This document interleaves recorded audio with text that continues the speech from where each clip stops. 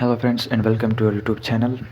आज से हम पीएचपी कोर्स की एक नई वीडियो सीरीज स्टार्ट करने जा रहे हैं और ये इस कोर्स की पहली वीडियो होगी और इसमें हम जानेंगे कि पीएचपी होती क्या है और कहाँ पर हम इसको यूज़ करते हैं। बेसिकली पीएचपी की फुल मीनिंग होती है हाइपरटेक्स्ट प्री प्रोसेसर और ये एक सर्वर साइड स्क्रिप्टिंग लैंग्वेज है। अच्छा, सर्वर साइड स्क्रिप्टिंग लैंग्वेज क्या है? देखिए, वेब के अंदर दो किस्म की स्क्रिप्टिंग लैंग्वेज चलती है। एक होती है क्लाइंट साइड स्क्रिप्टिंग लैंग्वेज और दूसरी होती है server side scripting language.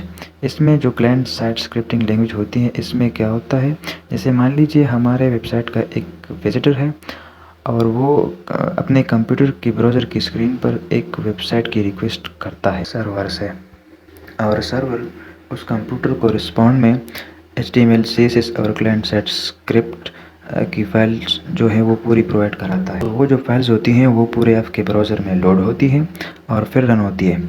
World में जो popular client side script language है वो VB स्क्रिप्ट है और जावा स्क्रिप्ट। और अगर हम यहाँ पर सर्वर साइड स्क्रिप्ट की बात करें तो यहाँ पर क्या होता है कि जब एक विजिटर एक सर्वर से एक वेबसाइट की रिक्वेस्ट करता है और इस वेबसाइट पर मान लीजिए कोई सर्वर साइड स्क्रिप्ट लगी हुई है, तो वो उस कंप्यूटर को वो फाइल्स प्रोवाइड नहीं कराएगा, बल्कि वो स्क्रिप्ट यहाँ सर्वर पर ही रन होगी और इसके बाद में उस कंप्यूटर को आउटपुट में HTML दे देगा। अच्छा, अब हम जानेंगे कि हम पीएचपी को कहाँ यूज़ करते हैं। पीएचपी का जो बेसिक यूज़ होता है वो होता है डायनामिक वेबसाइट को बनाने के लिए। और डायनामिक वेबसाइट क्या होती है? देखिए, दो तरीके की वेबसाइट होती हैं। एक होती है स्टैटिक वेबसाइट और दूसरी होती है डायनामिक वेबसाइट। अच्छा, जो हम HTML और CSS में वेबसाइट बनाते हैं तो वो होती है स्टैटिक वेबसाइट। स्टैटिक क्यों? क्योंकि अगर हमें उसमें कुछ चेंज करना है तो हमें उसके लिए HTML और CSS हमें आनी चाहिए और हम उसके लिए इसके HTML फाइल ओपन करेंगे और उसमें जाके चेंज कर पाएंगे।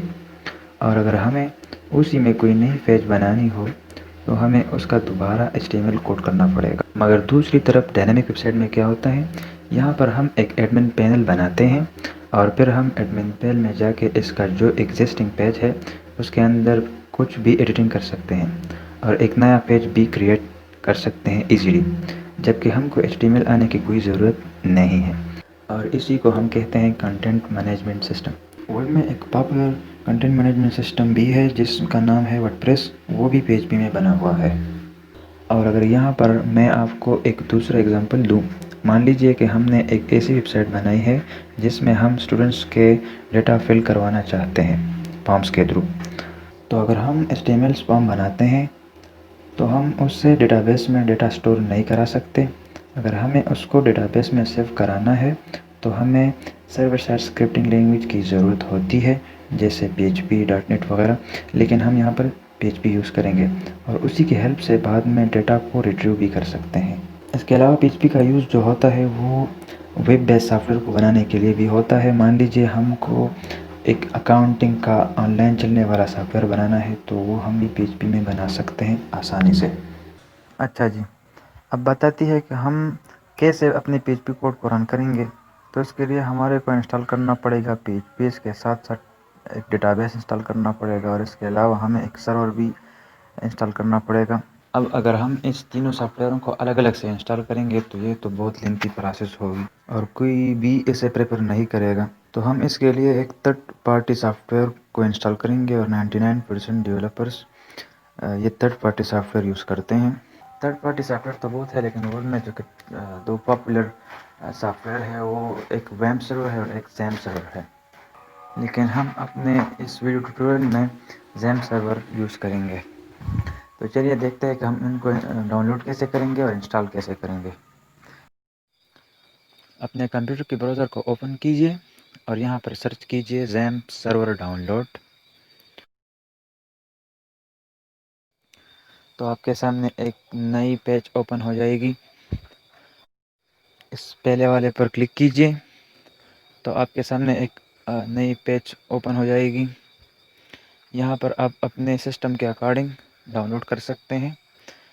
अगर आप विंडो यूज़ करते हैं तो यहाँ से डाउनलोड कीजिए, अगर आप लाइनक्स यूज़ करते हैं तो यहाँ से डाउनलोड कीजिए और अगर आप मैक यूज़ करते हैं तो यहाँ से डाउनलोड कीजिए।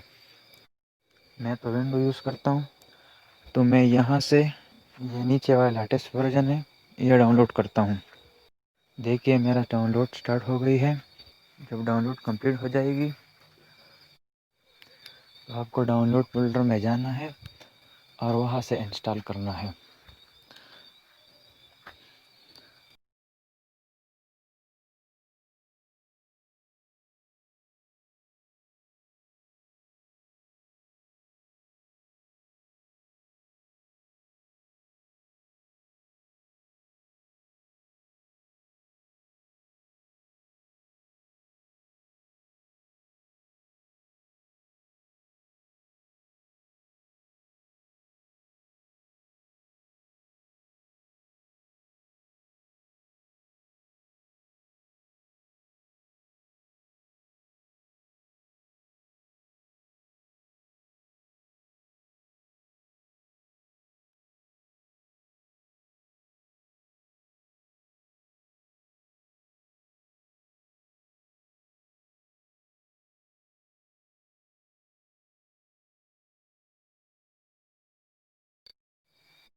अब हमारे इंस्टॉलेशन कंप्लीट हो चुकी है और नेक्स्ट वीडियो से हम कोडिंग स्टार्ट करेंगे।